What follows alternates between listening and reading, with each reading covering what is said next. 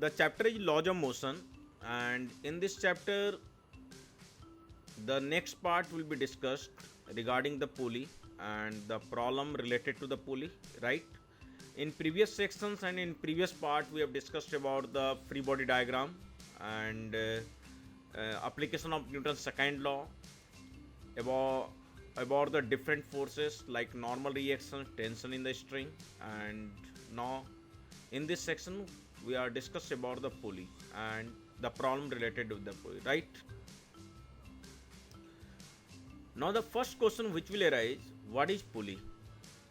The pulley that you can see in this figure, the pulley is the basically disc, or you can say it's a wheel, and a groove is made on the disc or on the wheel.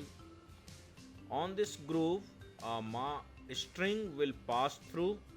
On this groove, a string will pass through.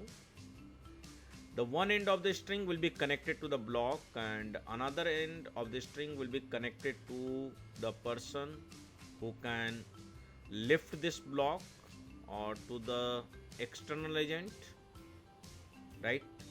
This one is the cord or rope, right? So this is the basically pulley that you. Now this one is the problem that we are discussed in this section. Very well known problem and very fundamental problem. What you can observe, it's a massless and frictionless pulley, and a massless string will pass through the groove of this pulley. One end of this string is connected to the block of mass m1, and another end is connected to the block of mass m2 that you can see.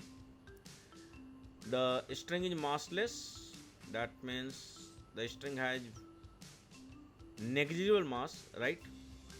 What is the question? We have to find the acceleration of these two blocks and also the tension in the string. Now what will be the basically approach of this problem? Approach is very simple. First of all, you have to draw the free body diagram of m1, and you have to draw the free body diagram of m2, and then after that you can apply the concept of Newton's second law, that means net force equal to mass into acceleration to each block, right? Now the question is arising that what is the acceleration of these two blocks. So we can assume that the acceleration of this block of mass m1 will be a, which is upward, and for this the acceleration will have the same magnitude as the block of mass m1, that means a, that will be vertical downward, right?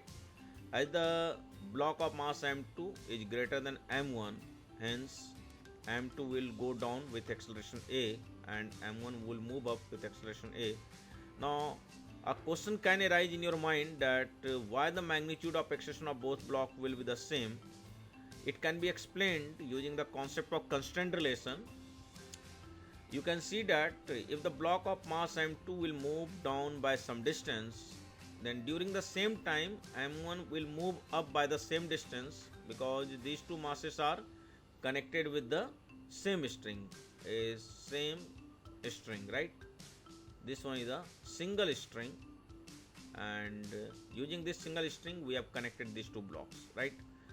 Now the next point is that what will be the tension at this point and this point. The tension at the both points will be the same. In fact, as the string is massless, pulley is massless and pulley is frictionless, hence tension at each point of the string will be the same, that we can consider the tension T, right? Now we are going to discuss the solution in detail. Now you can observe the free body diagram of mass m1. Free body diagram, that means you have to apply all the forces acted on m1 by the surrounding.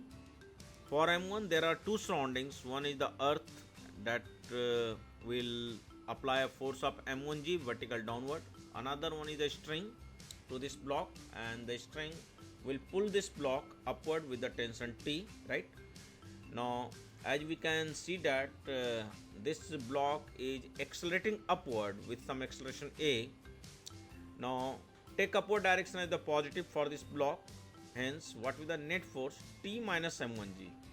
This T minus m1g will be the net force, and according to Newton's second law, this T minus m1g will be equal to mass into acceleration m1a, right? Now draw the FBD of this block of mass m2. Once again, there are two surroundings of this block m2. One is the thread, which is applying a tension T that will act upward, because the tension is always pull the system, and the string will pull this block upward, hence tension T will upward. M2G will be acted by the earth on this block, and this block is moving downward with acceleration a, hence we are taking the downward direction as positive. That's why the net force acting will be m2g minus t. M2g minus t will be equal to m2a, right? So this one is the second equation, right? Now there are two variables, one is the tension T, another one is the acceleration A, and by addition these two equations we can get the value of A. Add these two equations, then you can get the quantity in LHS will be m2g minus T plus T minus m1g, right? And this T will cancel out. Hence in LHS you will get m2g minus m1g, and in RHS m2a plus m1a. Hence the equation you can get m2 minus m1 into g will be equal to m1 plus m2 into a. Hence you have got the acceleration m2 minus m1 into g divided by m1 plus m2, right? So this one is the acceleration of this these two blocks, and the magnitude of acceleration of both blocks will be the same and direction is opposite. Now to find the value of tension T, what you can do, put this A in this place, that means in this equation or in this equation. You can take any one. By putting this A in this equation, what you will get? T minus m1g equal to m1a, and hence you will get the value of tension T by solving this equation, right?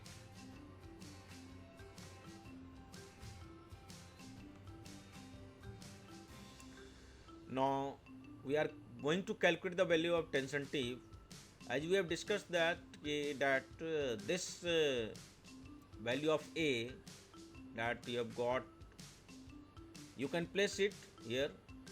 Hence the equation you can get T minus m1g will be equal to m1 into acceleration A, that means m2 minus m1 into g divided by m1 plus m2, right?